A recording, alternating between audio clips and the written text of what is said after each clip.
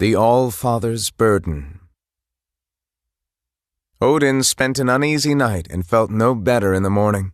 He had not seen Thor since their argument in the vault. There had been shouting in the banquet hall as Thor told friends what had happened, but Odin had heard nothing since.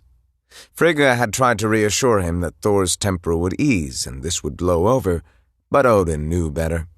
His son felt himself to be king already, whether the ceremony had been completed or not. He would take action. It was his nature. Odin hoped only that the action would not cause more problems than it solved. Just then a guard rushed over to him, and Odin's misgivings were proved correct. Thor had taken his friends and journeyed into Jotunheim. Odin felt a deep well of fury rise up within him. Thor had deliberately disobeyed his orders. So too had Heimdall, who should not have let anyone pass on the Bifrost, especially not a war party going to Jotunheim. "Tell the barnmaster to have Sleipnir saddled and my battle gear readied immediately," he ordered the guard. It had been many years since Odin had seen the frozen realm of Jotunheim, but apparently his fate held yet one more trip to that realm. He hoped it would be in time to save Thor from his own foolishness. Moments later, Odin raced across the Rainbow Bridge astride his 8-legged steed. Odin was right to worry. Thor, along with Loki, the Warriors 3, and Lady Sif, had broken the truce and entered Jotunheim, thereby endangering them all. The wind whipped Odin's face, but he didn't notice. His anger had been replaced by fear. Jotunheim was nothing but an icy wasteland now. Its surface cracked and broke apart constantly, leaving less and less of the realm. And the frost giants were fierce warriors with the ability to create weapons made of ice that were as sharp as the finest Asgardian blades. He did not want to think about what Thor and his band of 5 would be going through right now. He urged his horse to go faster. Odin felt the familiar sense of his body being tugged and pulled out of proportion, and then a sudden rush as all his molecules came crashing back together. A moment later there was a great ripping sound and a hole opened up in front of him. Beyond it, he could make out the white ice of Jotunheim, and Thor. His son and the other warriors were completely surrounded by frost giants. Landing, Sleipnir reared up, his powerful front legs pawing the air. Odin's arrival stopped everyone in his or her tracks, giving Odin the chance to race over to Laufey. Odin reined Sleipnir in next to the Jotun king and said, quietly enough that only Laufey could hear, "Laufey, end this." "Your boy sought this out," Laufey said. He addressed Odin with respect, but no fear. They were both kings in their own realms, and Laufey feared no one. "You're right. These are the actions of a boy," Odin said. "Treat them as such. You and I can stop this before there's further bloodshed." Laufey sized Odin up, seeing the Allfather aged but still powerful. Odin saw the same in his Jotun counterpart. Laufey's blue skin was aged and wrinkled, but there was still pride in his stance and strength. He shook his head. "We are beyond diplomacy now, All-Father," Laufey replied. "He'll get what he came for, war and death." Looking over at his son, Odin saw that he looked beaten and worn, as did the others. Fandral was badly wounded in the shoulder. He staggered, barely able to keep his feet. Volstagg, too, was wounded, with a blackened, frostbitten arm. Odin also saw that Laufey had begun to form a blade of ice in his right hand. The Jotun king was not willing to forgive Thor's offense. With 2 of Thor's companions wounded and the Asgardians outnumbered, Odin knew any full-scale battle might well end badly. He knew what must be done. Laufey made his move, raising the ice blade and striking it toward Odin. But the Allfather was prepared. He raised his mighty spear Gungnir high over his head and slammed it down into the ice. The massive impact knocked back the advancing frost giants and caused the ice to break and crack. Odin then quickly called upon the Bifrost. Another hole ripped the sky, and before Laufey or the other frost giants could react, Odin pulled himself and the other Asgardians up and out of Jotunheim. They were safe for the moment. But Laufey would not forget the insult Thor had dealt him. There would be war with the Jotuns. And now Odin would have to deal with Thor. As soon as they arrived back in the observatory, Odin sent Lady Sif and the Warriors 3 back to the palace. Fandral and Volstagg needed healing, and what Odin had to say was to be said only to family. Turning to his elder son, he looked for any sign that Thor was sorry for what he had done, a sign that he knew his actions were those of a bold and arrogant young man not yet ready to rule. But Odin saw none, even when he told Thor he'd been wrong for going to Jotunheim, and that he had almost put an end to a peace that had lasted for years. Even then, Thor just stood there, defiant as always. "The Jotuns must know that the new king of Asgard will not be held in contempt," Thor said. "That's pride and vanity talking," Odin said. "Have you forgotten everything I taught you? What of a warrior's patience?" "While you're patient, the 9 realms laugh at us," Thor shouted. "You'd give speeches while Asgard falls." Thor's anger stoked Odin's temper. "You're a vain, greedy, cruel boy," he growled, the words hot on his tongue. "And you are an old man and a fool," Thor shouted back. Odin felt a great weariness wash over him. The trip through the Bifrost had taken more energy than he had left to give, and his son's words stabbed at him. "Yes," he said, his voice bitter. "I was a fool to think you were ready." Odin did not act without thought, and he had thought through the past day's events quite thoroughly. He knew what he had to do, even if it meant losing his son forever. Thor needed to learn to be a true king. He needed to learn compassion and humility and patience, and he couldn't do that here in Asgard. Thor needed to be stripped of his godly powers and sent to a realm where he would bleed and hurt like a mortal. He had to learn to put the needs of others before his own so that he would be able to do the same for his people. There was no other choice.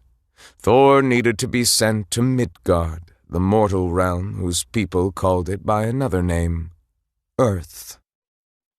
Stepping forward, Odin went to stand in front of the panel that controlled the Bifrost. He plunged his spear into the device, and the observatory began to hum with energy. Turning, he walked over toward his elder son as his younger looked on. "You are unworthy of this realm," he said, ripping a disc off Thor's chest armor. "Unworthy of your title," he ripped away Thor's cloak. "Unworthy of the loved ones you've betrayed." Odin's voice cracked with emotion as he went on. "I hereby take from you your powers." He held out a hand and Mjolnir flew into it. Thor's eyes grew wide as the reality of the situation began to hit him. But his father wasn't finished. "In the name of my father," Odin continued, "and of his father before, I cast you out," Odin exclaimed. The Bifrost glowed strong, and in one swift move Odin pushed Thor through the portal. In moments his son was gone from view. Then, looking down at the hammer he still held, Odin quietly added, "Whosoever holds this hammer, if he be worthy, shall possess the power of Thor." With the last of his strength, he flung the hammer into the portal and watched it disappear.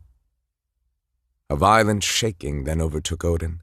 Time was running out, and there was much at stake. Would Asgard once again be at war with Jotunheim? Would Thor ever learn his lesson and find his way back home? Would father and son ever reconcile? And most pressing, with Thor gone and Odin sleeping, who would rule the realm? Odin did not act without thought, but as the Odin sleep consumed him, he feared his thoughtful actions this time might mean the very end of Asgard. A stranger's arrival. The air was dry and still. In Puente Antiguo, New Mexico, the stores were closed for the night, and the houses were quiet. The local residents were tucked inside, eating dinner and watching television. Parked on Main Street, which ran north and south through the center of town, was an old beat-up utility vehicle. Darcy Lewis, a college intern working on Jane Foster's newest research project, sat in the driver's seat, swiping through social media posts on her phone. Jane's mentor and friend, Dr. Eric Selvig, read through various papers on his laptop in the passenger seat. In the back of the van, Jane sat in front of a row of computer monitors and a variety of other scientific equipment. Most everything in the vehicle, including itself, had seen better days. The monitors were held together by duct tape, and some of the equipment was generations behind the most recent models, though Jane had managed to sneak in some very high-tech machines. As an astrophysicist who studied the stars for signs of spatial anomalies, she didn't have a lot of people pounding down the door to give her funding for research or equipment. But that would change soon enough. She was sure of it. Her work here was getting her closer and closer to actual findings, and if tonight's readings were any indication, something big was about to happen. Something very big. "Let's go," Jane said. Darcy put her phone away and started the van. They headed into the dark desert. For a while there was only the sound of the wind through the open windows and the occasional beep from the computers. Finally, about 20 miles outside town, the van came to a stop. They had arrived at their destination. Jane popped the roof panels off the van and put her magnetometer on the roof. It would give her a reading about where the astral event would happen. There was a thunk below her, and Selvig said, "Ouch!" Then he stuck his head up next to Jane. "So, what's this anomaly of yours supposed to look like?" he asked. Jane climbed onto the roof and got settled. "It's a little different each time," she said. "Once it looked like, I don't know, melted stars pooling in a corner of the sky. But last week it was a rolling rainbow ribbon." "Racing around Orion?" Selvig teased her. "I always said you should have been a poet." He was a colleague and friend of Jane's father, and he knew that her potential was limitless. He just wished she had chosen a field of study that was more easily accepted by the rest of the scientific community. While he had always believed in her, he feared her ideas might be too far ahead of their time for the rest of the world. Selvig's thoughts were interrupted by the beeping from one of Jane's devices. The beeping increased, and Jane checked the magnetometer again. "Here we go," she said, excitement in her voice as she stared up at the sky. Selvig joined her. "In 3, 2, 1, now!" Nothing happened. "Wait for it," Jane said. Still nothing. Leaning out the front window, Darcy looked up at Jane. "Can I turn on the radio?" she asked. It was pretty boring out there in the dark. Jane shot her a look. "No," she snapped. Frustrated, Jane sank back into the van. Selvig's expression was sympathetic. He knew how much this night had meant to Jane. He watched as she opened a notebook full of calculations. She didn't go anywhere without that notebook. It held her life's work, which, at the moment, seemed useless. If she couldn't prove to Selvig, who believed in her, that she had actual data that added up to something, she would never be able to convince a stranger. This was her last chance. "The last 17 occurrences have been predictable to the second, Eric," she cried. She ran a hand through her light brown hair, her usually beautiful features marred by tension. "I just don't understand." Turning back to her monitors, she began to rerun the calculations, looking for an error in her numbers, something, anything to explain why nothing had happened. Focused on the screens, she didn't notice the odd glowing clouds that had formed in the sky. They came out of nowhere, their edges tinted in faint rainbow colors. Darcy, however, did notice.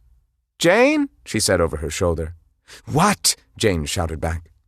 Now was not the time to ask about music or if Darcy could do her nails or whatever else might be on Darcy's mind. "There's got to be a variable I haven't considered," she said, talking to herself. Displays on her equipment started to flicker and show obviously incorrect readings. Or an equipment problem. She tapped one of the monitors on the off chance that the problem was a loose connection she could jar back into place. But then the whole van started to shake.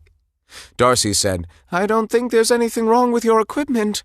Her tone was serious, so Jane lifted her head and looked through the front window. Her jaw dropped. In front of her was something unlike anything she had ever seen before. It looked as if the constellations had been sucked down from the sky and had gathered in a huge cloud.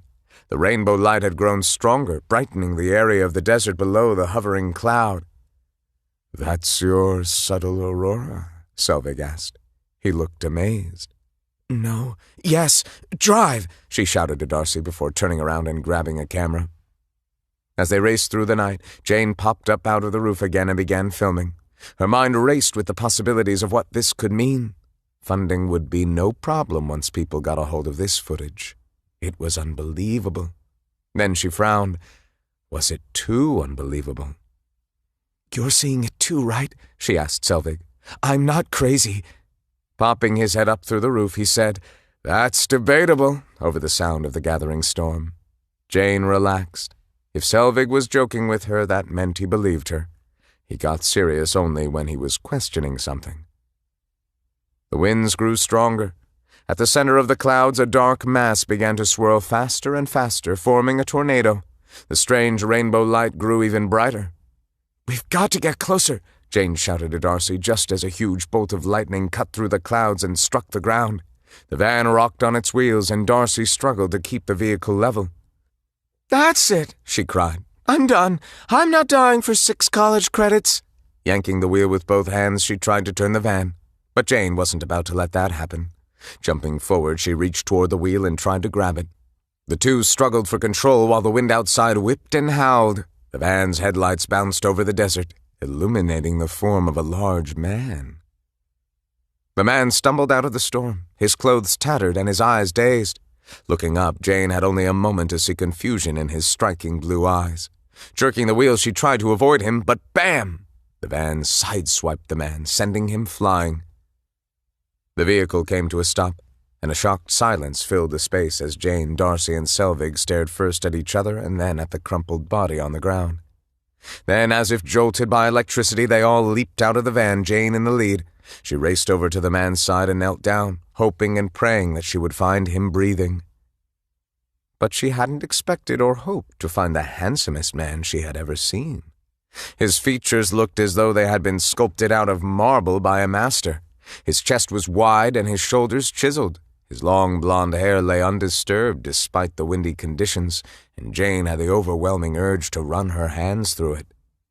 "I hit a model," Jane thought as she stared at him. "This is going to get me in so much trouble." "I think that was legally your fault," Darcy said. Jane didn't have time to argue about it. "Get the first aid kit," she snapped. Darcy ran back to the van. Jane leaned over the man and said, "Come on, big guy. Do me a favor and don't be dead, okay?" At the sound of her voice, the man groaned and his eyelids fluttered. Then eyes of the deepest azure locked on Jane, and for a moment she forgot to breathe. "His eyes," she said, "are dreamy," Darcy said. She'd come back with the first aid kit, but she wasn't thinking about it now. Shaking her head, Jane rocked back on her heels. She needed to get a grip. She was more level-headed than this.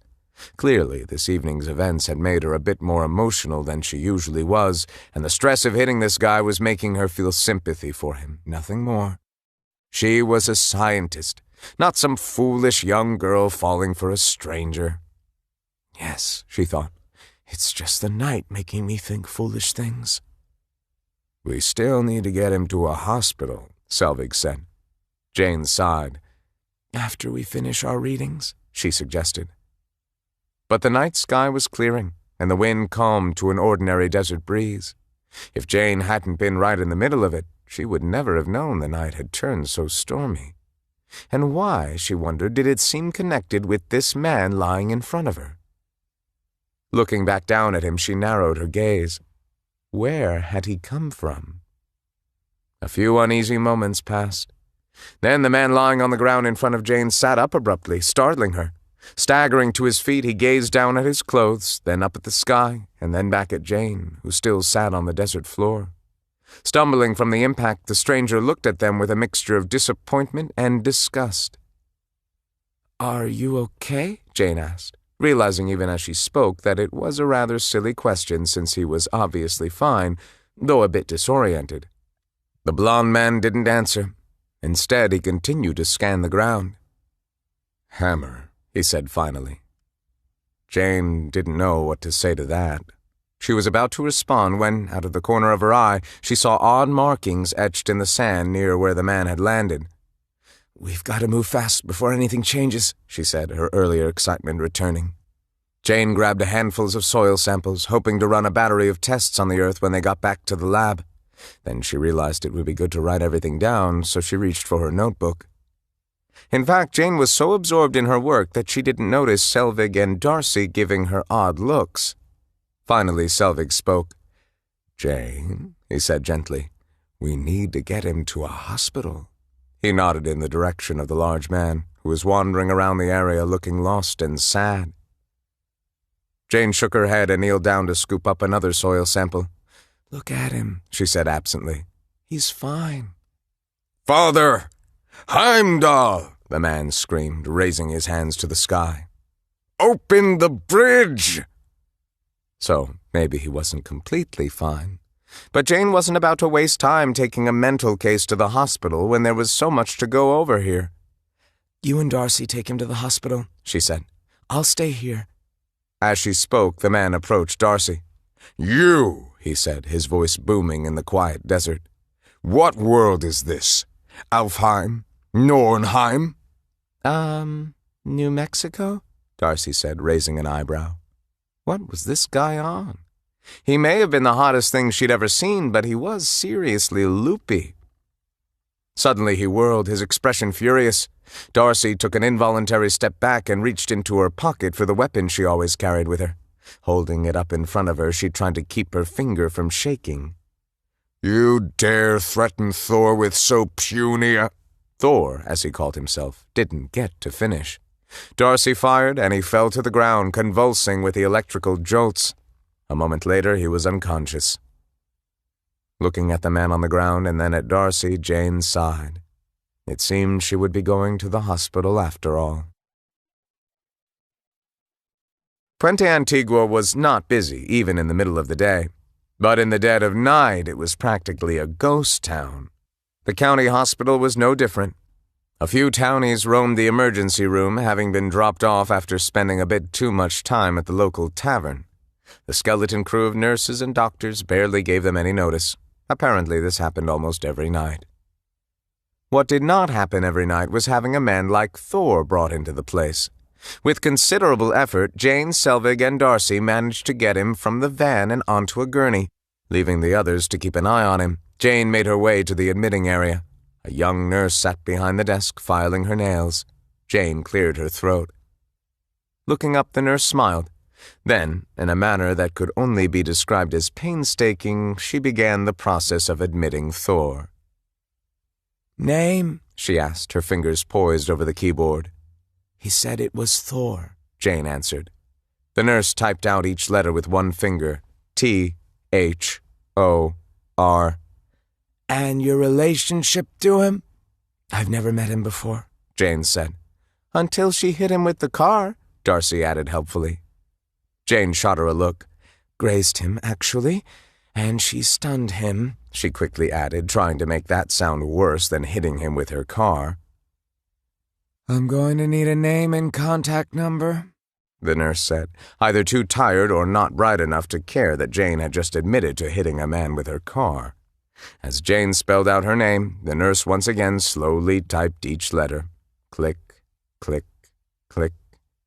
Jane felt her shoulders tensing, and she was just about to scream when Selvig walked over and handed his card to the nurse. "You can reach us there," he said simply. Then he turned and walked out of the emergency room, Jane and Darcy following. They had done what they could for Thor. There was nothing left to do. It was now in the hands of the hospital. "Then why," Jane thought as they walked away, "do I feel like I shouldn't leave him?"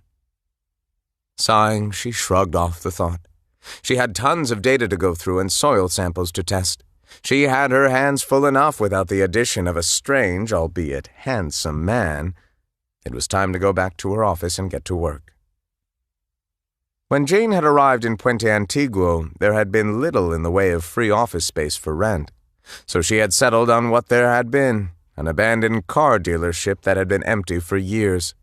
The old sign that read Smith Motors still rose from the roof, a reminder of better days when the town had been more prosperous. Early the next morning, Jane sat hunched over a workstation. The sun rose over the distant mountains through the large windows behind her, making them gleam and sparkle. Jane didn't notice. She was busy soldering a piece of equipment while a printer churned out images she had taken of the previous night's storm. "Darcy, take those soil samples to Professor Myers in geology," Jane said. She put the cover back on the monitor and turned it on.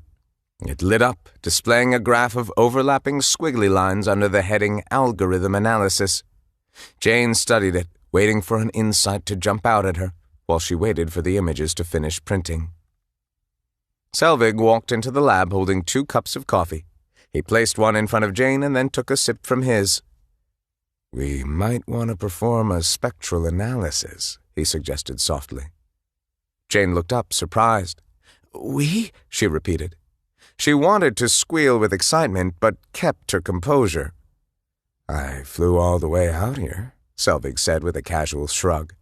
"Might as well make myself useful." "You know what would really be useful?" Jane suggested. "If you still had your friend at the observatory, they might have picked up gravitational waves from this, event." "You don't think it was just a magnetic storm?" Selvig asked. "These anomalies might signify something bigger," she said, indicating an image on the monitor. It showed the giant cloud they had seen the night before. As the image shifted, the cloud disappeared, and a blister-like object appeared in its place. It bulged outward like a balloon, and it appeared to be covered in stars. Jane waited for Selvig to absorb what he was seeing, and then she spoke again.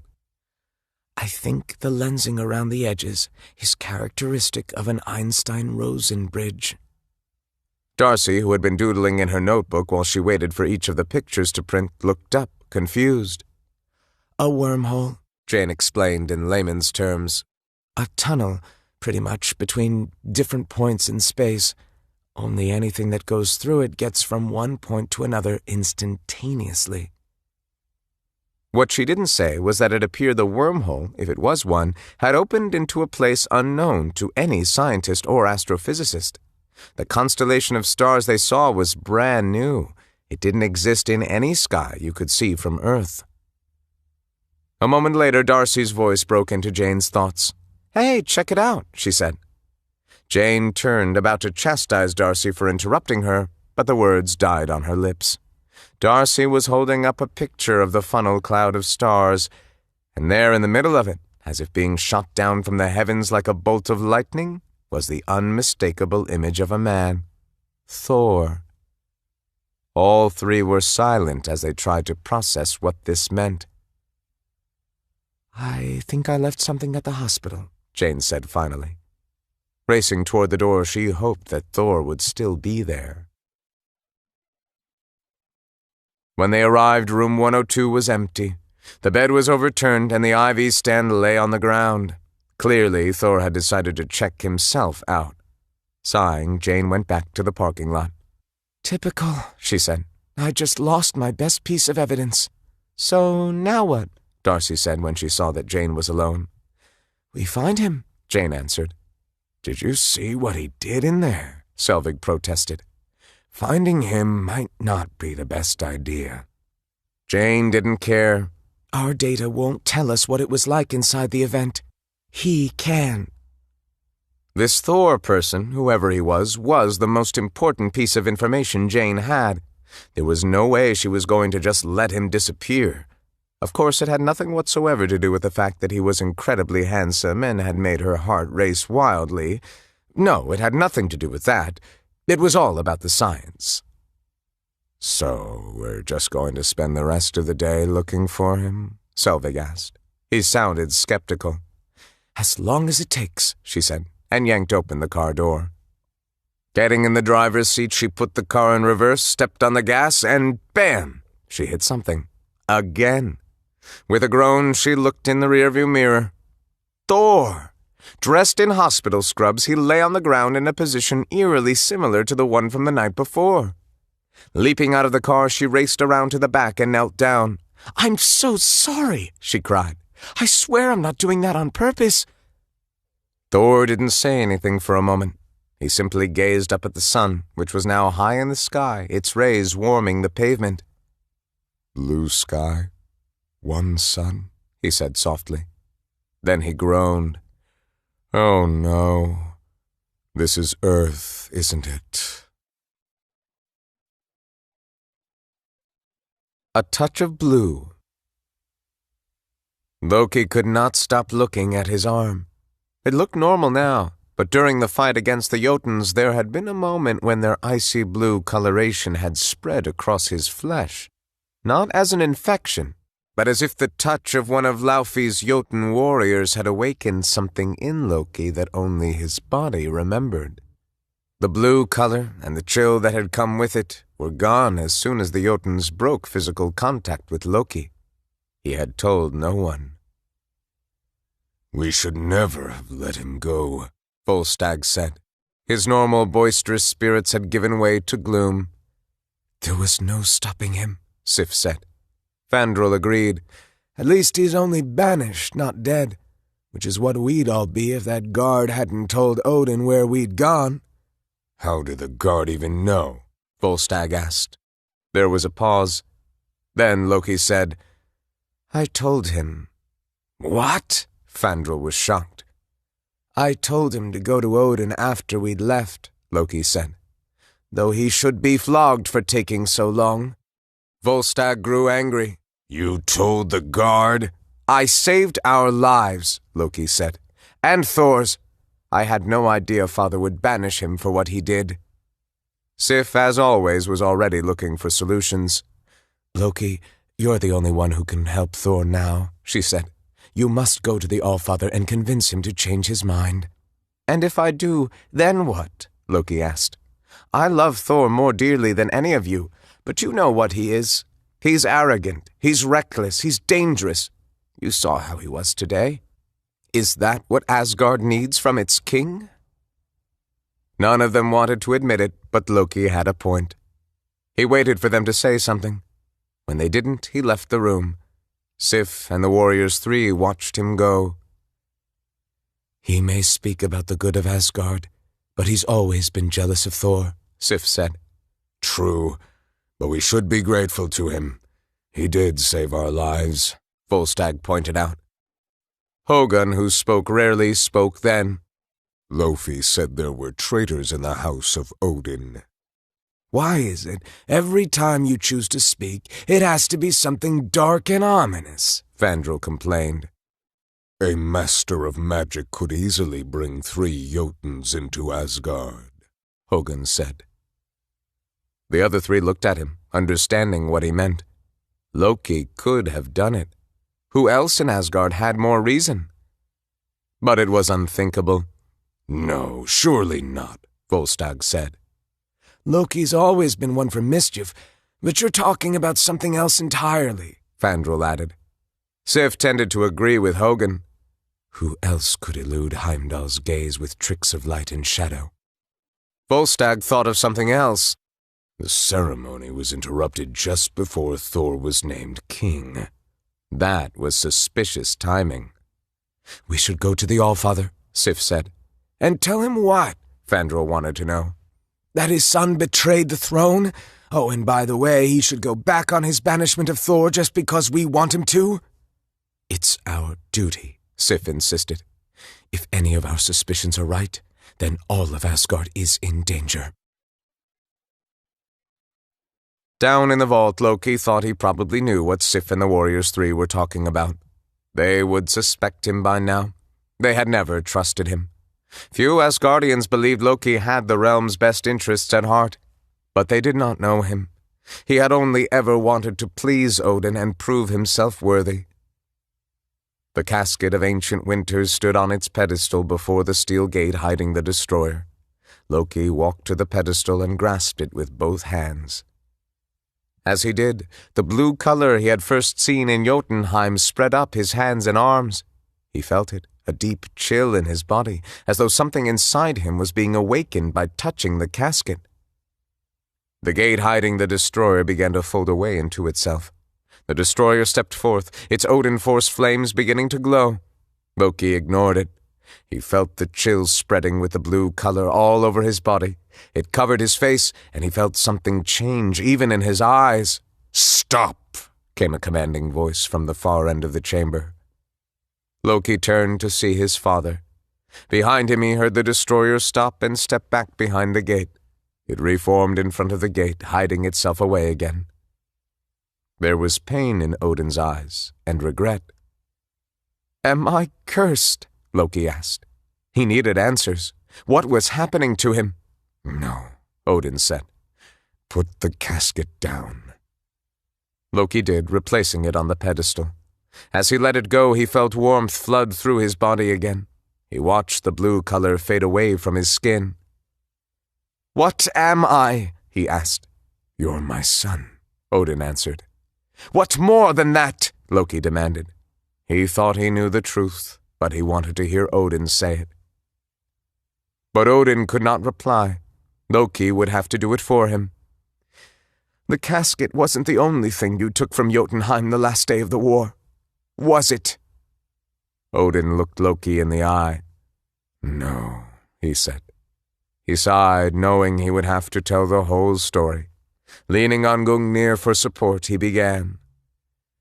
"In the aftermath of the battle, I went into the temple and I found a baby, small for a giant's offspring, abandoned, suffering, left to die. Laufey's son."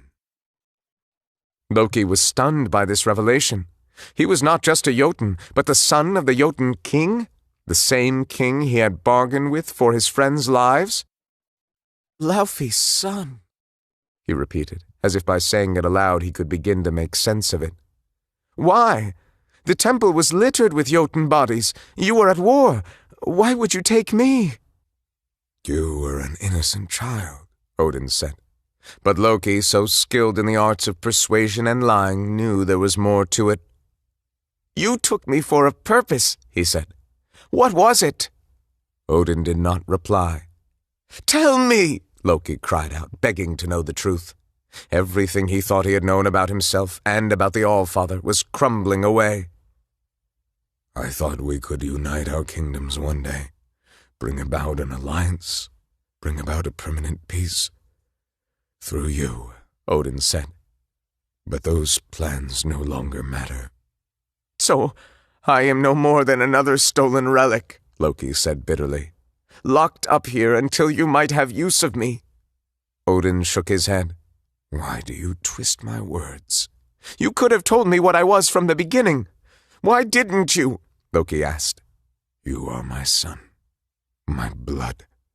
I wanted only to protect you from the truth." Overtaken by anger and hurt, Loki said, "Why?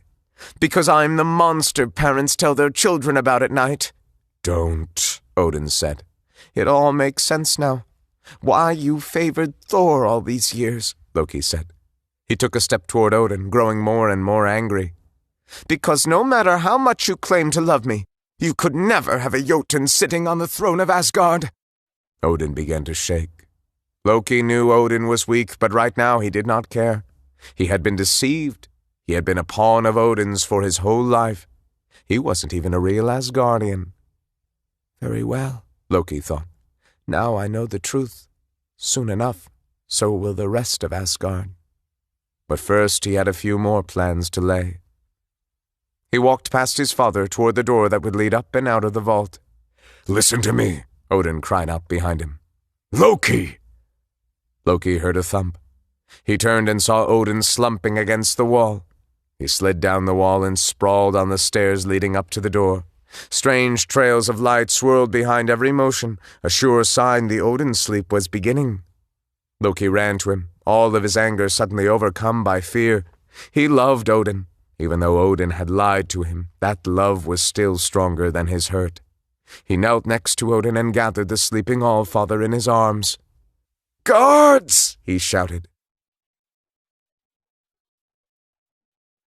A Feast of Delights.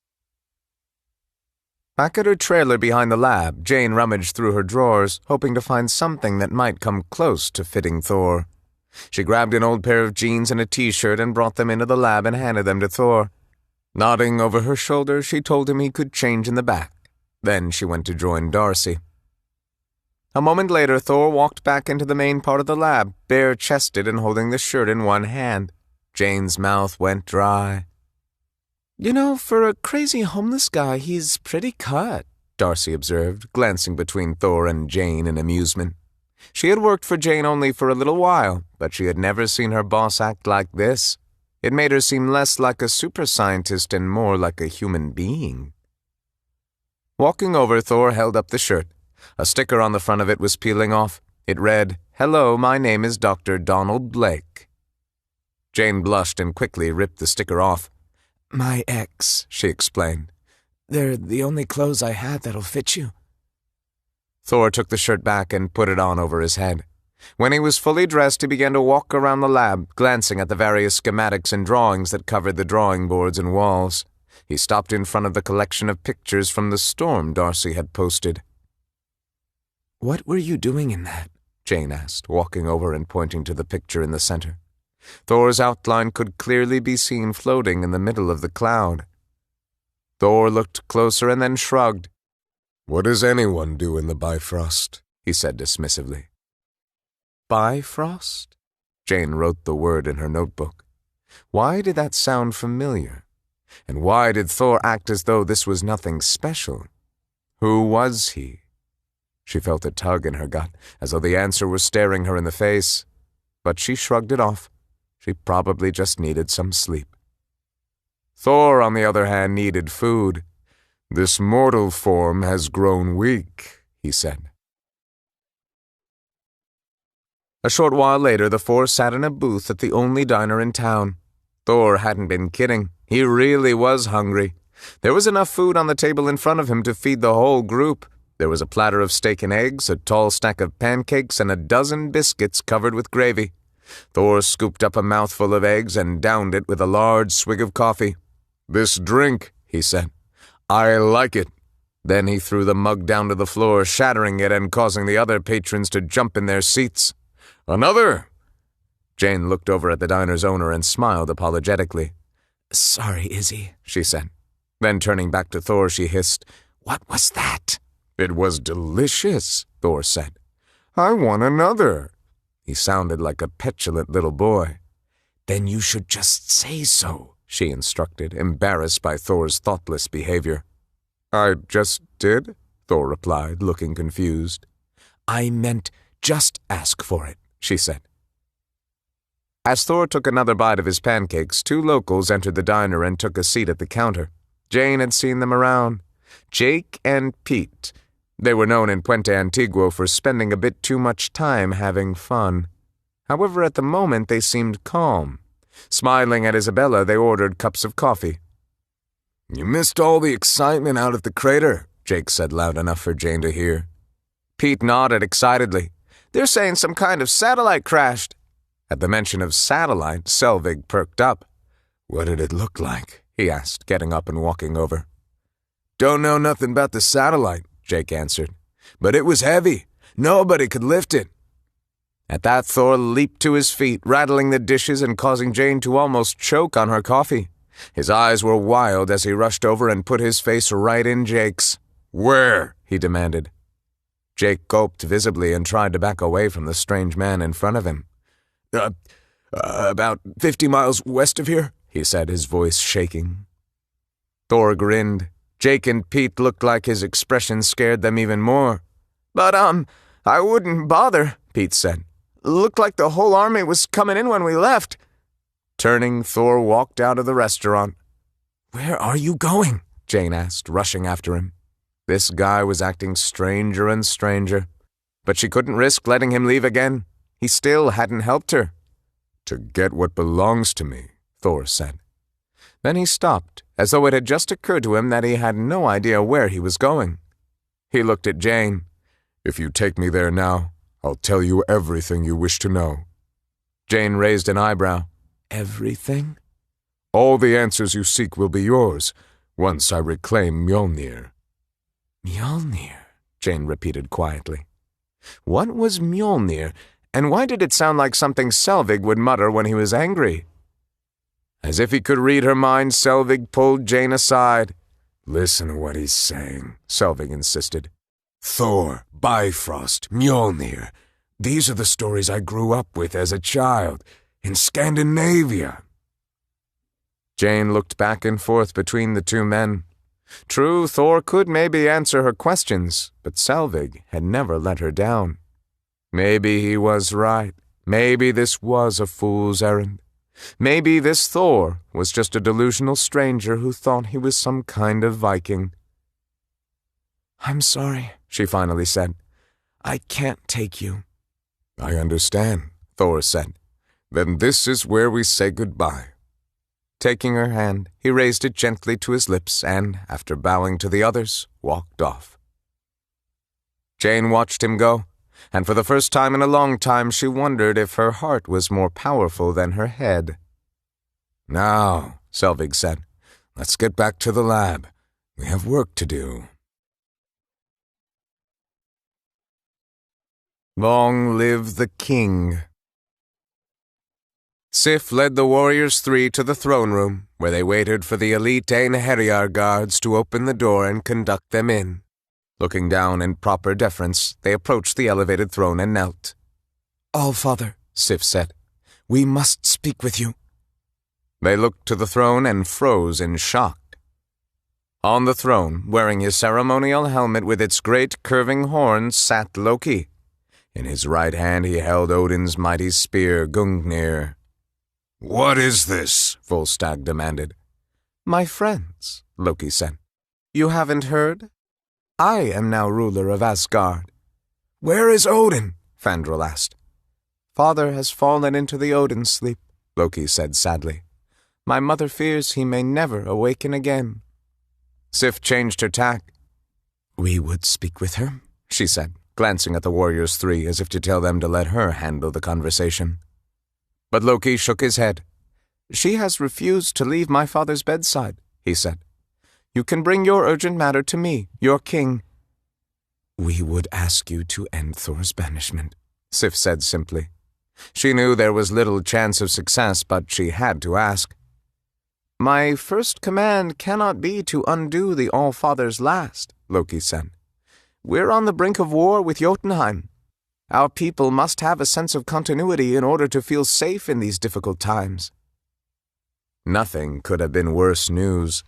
If only they could have spoken to Odin to make him aware of their suspicions about Loki. But now that chance was gone. As Thor's friends, the Warriors 3 and Lady Sif would now be under suspicion themselves, especially if Loki believed they knew he had permitted the Jotuns to enter Asgard and try to steal back the casket of ancient winters. "All of us must stand together for the good of Asgard," Loki said. He looked at them, not saying anything else, but they knew what he meant. He was telling them that he was in charge, and that he would not tolerate any opposition. "Of course," Fandral said before the more hot-headed Volstagg or Sif could say something to anger Loki. The group bowed their heads and left the throne room. None of them spoke until they were well away, for fear that Loki would hear what they said. There was only one thing they could do now. It was dangerous and uncertain, and it might not work. But the only alternative was to surrender Asgard to its enemies. Finding answers. Jane Foster's life had been turned upside down overnight. First, she had discovered a man in the middle of the desert. A man who, according to pictures she had taken herself, had fallen to earth out of a rainbow-colored tornado. Then this same man had made cryptic remarks in answer to all her questions, only to kiss her hand and disappear into the desert in search of a fallen satellite. Yet none of that had prepared her to walk back into her lab at Smith Motors and find it being raided by what appeared to be government agents. In the parking lot, men ripped equipment out of her utility vehicle, transferring it into large black vans. More agents came out of the lab, holding boxes and files in their arms. Jane rushed forward and burst into the lab, her heart pounding and her fists clenched. "What is going on here?" she demanded. One of the men stepped toward her. He was slight, with thinning brown hair and a warm, friendly face. He held out a hand. "Miss Foster," he said. "I'm Agent Coulson with S.H.I.E.L.D. We're investigating a security threat." S.H.I.E.L.D.? What the heck was S.H.I.E.L.D.? Was it some part of the FBI or CIA that they kept hidden, like in those crazy cop shows? Jane had the uncomfortable feeling that this had something to do with Thor's arrival. It was too big a coincidence. "We need to appropriate your equipment," Coulson went on, "and all your atmospheric data." "By appropriate, you mean steal?" Jane snapped. As if it weren't obvious that they were taking whatever they wanted, with permission or not. We're on the verge of understanding something extraordinary. She held up her notebook as proof. Coulson leaned down and picked up the box at his feet. Then, reaching out, he snatched the notebook out of Jane's hand and placed it on top of the pile. "Thank you for your cooperation," he said, and turned to leave the lab. A moment later, the rest of the agents left as well. Silence fell over the room as Jane, Selvig, and Darcy took in the damage. There was nothing left but a few small pieces of paper stuck beneath thumbtacks and a couple of loose pages of printer paper lying on the floor. "Years of research gone," Jane said, defeated. "They took our backups. They took the backups to our backups." Selvig reached out a hand to comfort her, but she shook it off. He couldn't help her. No one could. Then she looked out the window and a sliver of hope blossomed. Across the street she saw Thor. He hadn't made it to the crater yet, after all. Smiling, she raced outside. She had an idea. Thor was going to help her get her research back. A few minutes later, she and Thor were in the van. The sun was beginning to set, and storm clouds were forming in the evening sky. Jane concentrated on the rough terrain, but out of the corner of her eye she snuck glances at Thor. He looked excited, almost as though he were going into battle. Jane, on the other hand, wasn't as confident. "I've never done anything like this before," she said, breaking the silence. "You're brave to do it," Thor replied, glancing over at her. For the first time since she'd hit him, he gave her a genuine smile. "They just stole my entire life's work. I really don't have anything left to lose," Jane said. "You're clever," Thor said. "Far more clever than anyone else in this realm." She shot him a confused look. "You think me strange?" he asked. Jane caught the laugh that threatened to bubble out of her. Strange? That was putting it mildly. "Who are you?" she asked, trying to change the subject, or at least to start getting answers. Thor nodded. "You'll see soon enough," he said, looking up ahead. Jane followed his gaze, and her eyes grew wide. They had found the satellite. Parking the van, Jane and Thor made their way to the edge of the valley ridge and lay down on their stomachs. Pulling out a pair of binoculars, Jane looked down. The valley was illuminated with bright lights that reached high into the night and spanned outward. Guard towers were set up with armed men sitting inside, while other men and women rushed about on the ground. A glass-walled command trailer was at the center of the station, and Jane could just make out something beyond it. It looked small and dark and was partially buried in the ground. The satellite. There were massive tubes and wires that snaked around the grounds, leading in and out of what appeared to be temporary offices. On the side of one of the buildings, Jane saw the word SHIELD written in bold white letters. She turned and looked over at Thor. It seemed what she was looking for and what he was looking for were in the same place. Getting to his feet, Thor shrugged off his jacket and handed it to Jane. "You're going to need this," he said. "Why?" Jane asked. As if in response, thunder rolled across the desert sky. Jane could have sworn Thor had commanded the thunder to do that. "Stay here," he said, ignoring her question. "Once I have Mjolnir, I will return what they stole from you." He looked her deep in the eyes. "Deal?" "No!" Jane yelled, surprising both her and Thor. "Look what's down there. You can't just walk in, grab our stuff, and walk out." "No," Thor agreed, and Jane felt her shoulders relax. And then he added, "I'm going to fly out." Turning, he walked away, leaving Jane lying there with her mouth open. As he slipped into the valley, the first drops of rain began to fall. SHIELD. Thor might have made it unseen to the outer walls of the complex, but lightning flashed and revealed him to the sentries. He had just made it through the outer fence, tearing it up from the ground. He fought off the first guards and ran for the building, aiming for an open door with a ramp leading up to it. When he got inside, another soldier was just coming out. Thor knocked him down and took away his weapon. It was long and black and poorly balanced. He wasn't sure whether he was supposed to throw it or hit someone with it. A light hit him, and he turned to see a vehicle bouncing in his direction. Rain fell harder, visible in the light shining from near the driver's seat. He took the weapon away from the soldier and flung it at the vehicle, which was like Jane Foster's but smaller, and with no roof. The weapon smashed into the light, and the vehicle careened out of control as its driver ducked away from the fragments of glass. It crashed into the wall, and part of the tunnel fell in on it. Other soldiers came to help their comrade. Thor moved quickly away from them toward the center of the huge pit where the main structure was. Lightning crackled from the hole left in the roof. Thor knew Mjolnir was within. He was almost there when a huge soldier stepped around the corner and punched him hard in the jaw. Thor went down but sprang right back to his feet and charged the soldier. They smashed together through the wall of the tunnel and back out into the rain.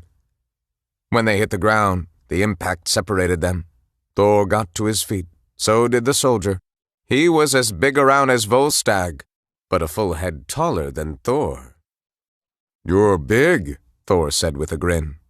"I've fought bigger." He grappled with the huge mortal, wrestling and landing punches as best he could. This was a real battle, not like the others. This man could give Thor, at least in his mortal form, real fight.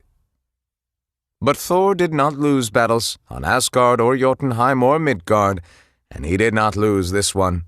He got the enormous mortal down and lunged back toward the hole in the wall, but the man seized his ankle. Thor pivoted in his grasp and landed one last powerful elbow to the man's midsection.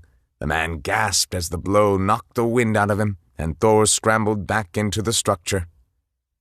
He tore through the wall, which was made of some kind of tough fabric he could almost see through. It peeled away from the boards supporting the structure in great sheets, and he threw it aside. There. Mjolnir. It sat half buried in the mud, with spotlights shining down on it through the rain. Energy, bright and blue, crackled from it toward Thor and up into the sky. The rain fell harder, pounding the earth into mud around Mjolnir as Thor approached it, a broad smile spreading across his face. More of the black-clad soldiers might be gathering around him, but Thor knew it wouldn't matter when he had Mjolnir in his hands again. He reached down and felt the leather-wound handle of the ancient Uru war hammer. It felt right in his hand, as if it were made to be there. Thor smiled and lifted. Mjolnir did not budge. Shocked, he pulled harder. Mjolnir was his, given to him by his father. But taken away, there in the observatory when they had returned from Jotunheim. No, Thor thought. No! He strained with all his might, muscles standing out in his arms and shoulders, but his mortal form could not move the mighty hammer from the ground. Runes glowed on the side of its head. Thor dropped to his knees. Mjolnir had refused him, and he was in the hands of his enemies. The All-Father still deemed him unworthy. He did not resist when the black-clad soldiers came to take him away. Watching from outside the fence, Jane had a decision to make. She could not save Thor, not right then. Live to fight another day, she thought, and ran for the van.